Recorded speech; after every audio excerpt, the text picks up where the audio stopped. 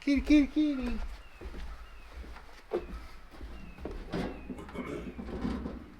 There's your water.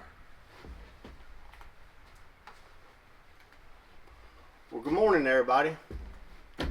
It's a cold morning here in Tennessee. It's about 18 degrees. The snow has finally melted. It's been about 2 weeks now since the snow event. And there are still people without power in Nashville. I can't imagine being out without power for 2 weeks. And they're going through this big thing with NES. NES saying that we were prepared, and they wasn't prepared, really. The guys in the field, I'm sure they're doing the best they can. They're working as hard as they can. But the administration are inadequate as far as I'm concerned. They're all about paying each other more and providing less services. And I know it because I work for NES. Not as an electrician or, a crew or a lineman. I've not done that, but I used to work security for them, so I know how they operate. And they want to make the most amount of money and pay the people on the ground out in the field the least amount of money. But anyway, today I'd like to talk to you about what I learned from this last snowstorm. Is that we were not ready. And what I mean by that is we were ready because we had backup power in a generator, and we had backup heat and kerosene, and we had backup water, and the animals had plenty of food.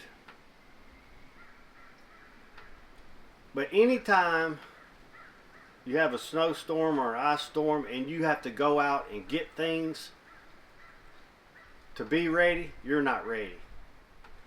You're not ready for a disaster. This spring a tornado could hit at any time. An EMP could hit at any time and catch you off guard. And you have to be ready. And in that regard, I don't think we were ready. So I've done a few things to be better prepared for the next weather or natural disaster. One thing I've done is I've bought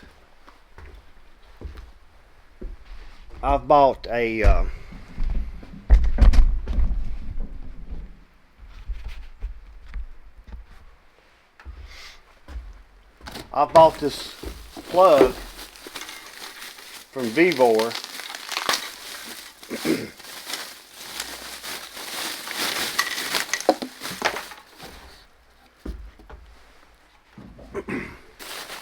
This right here is an outlet that's going to be mounted on the side of my house. If I can get it open.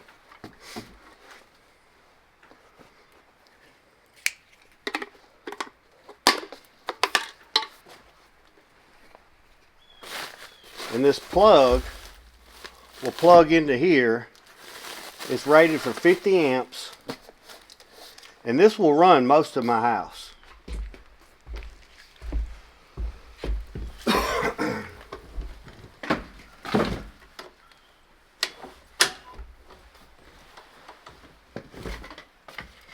So that plug will plug into there.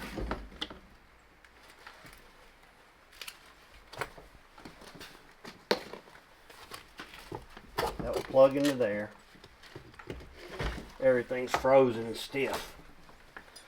And then this other end will stretch out and plug into here. And that will be permanently mounted on the side of my house.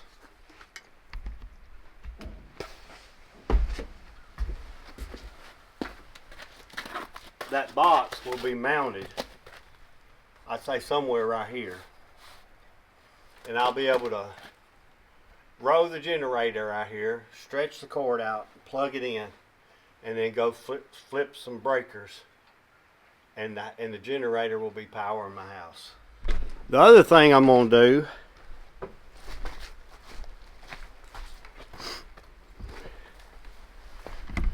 is right up there is the indoor fireplace. I'm gonna come right here on this wall and put me a line for a gas fireplace in there. A gas vent-free fireplace. And that will provide me heat. And I'm gonna put me a big tank right out there. Probably a 500-gallon tank. I wasn't gonna get that big of a tank because I had planned just to run the fireplace in the living room just for looks. But I think until I can afford a $10,000 wood burning fireplace, I think I'm going to put a a vent-free gas fireplace right there on that wall, because we're going to finish that room this summer, and I'll go ahead and frame it up for a vent-free gas fireplace, and put a 1,000-gallon tank out here. And that 1,000-gallon tank is only used for those two fireplaces. And I think that'd be good for emergencies. The third thing I'm gonna be doing is I'm gonna be building a retaining wall right here this summer. And that water pipe right there is a water pipe off the roof. If you go back and look at my videos, we've hard piped the drainage from the roof down under the driveway and out here to get it away from the house. Well, I'm planning on tapping that water pipe right there and catching all the rainwater that comes off of it in a big black 1,000-gallon tank. And that's something I'm going to do this spring or this summer to up our water situation. I mean, we had plenty of water. We probably had 30, 40 gallons of water. But it's just not enough in a long-term grid down situation. Which a lot of people in Nashville are going through that right now. If you don't think it can happen, it can very well happen.